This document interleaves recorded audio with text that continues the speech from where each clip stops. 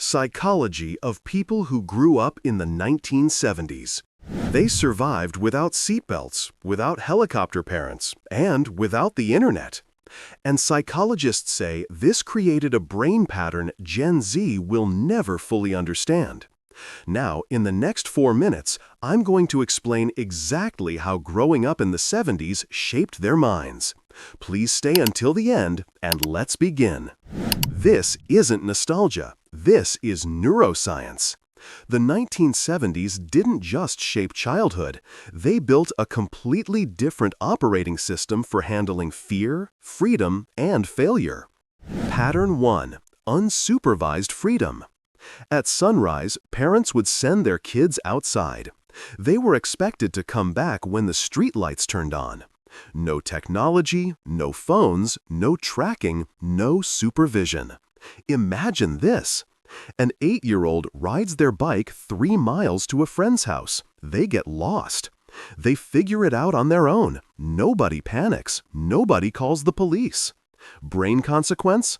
Their prefrontal cortex, the problem-solving center, developed through trial and error, not parental intervention. They learned, I can handle this on my own. Result? Higher tolerance for uncertainty, lower need for constant validation. But there was a cost. Pattern 2. Emotional self-reliance. Feelings weren't discussed. They were buried. Pull yourself together wasn't an insult. It was just a normal Tuesday.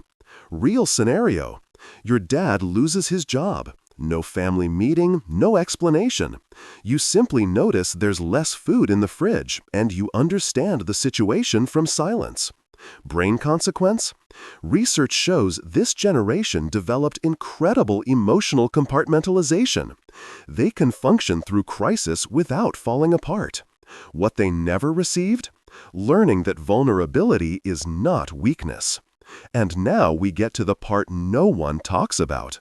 Pattern 3. Boredom as fuel. No screens, no streaming, no YouTube. Just you, your imagination, and maybe a stick. You know how people say old-timers were smarter or more inventive?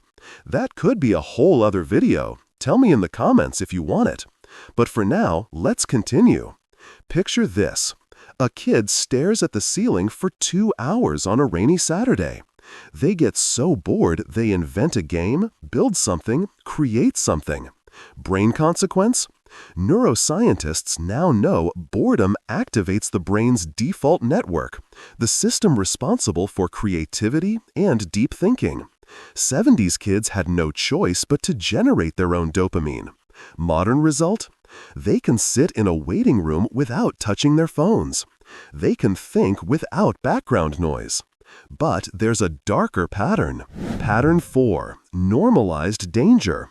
They rode in truck beds on highways. They played with lawn darts. They drank water from hoses that tasted like rubber and regret. Nobody wore helmets. Playground slides turned into frying pans in the summer. Example. You're building a treehouse with rusty nails and rotten wood.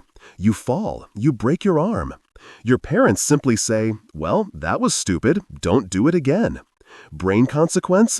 Their amygdala, the fear center, developed a higher threshold for danger. What feels terrifying to Gen Z feels normal to them. The cost? Sometimes they ignore real warnings because everything used to be dangerous, and they survived anyway. But this next one shaped them the most. Pattern 5. Delayed gratification. You wanted a new toy? Wait until Christmas. Maybe. You wanted to watch your favorite show? Wait until Thursday at 8 p.m. Miss it? Wait for the rerun. Real scenario? You wait 3 weeks for your photos to get developed. You don't even know if they turned out well. You just wait. Brain consequence? Their dopamine system wired differently. Psychologists call it frustration tolerance. They can want something and not get it immediately without melting down. Modern translation? They don't refresh their email 47 times waiting for a reply. This created the final pattern. Pattern 6. Selective nostalgia. They romanticize the freedom but forget the trauma. No seatbelts, casual racism, abuse that went unreported because family business stayed private. Brain consequence? Nostalgia bias, a cognitive distortion where the brain amplifies positive memories and suppresses negative ones to protect the ego. The truth: some things were better, some things were dangerous. Both are true. Growing up in the 1970s wasn't harder or easier. It was different.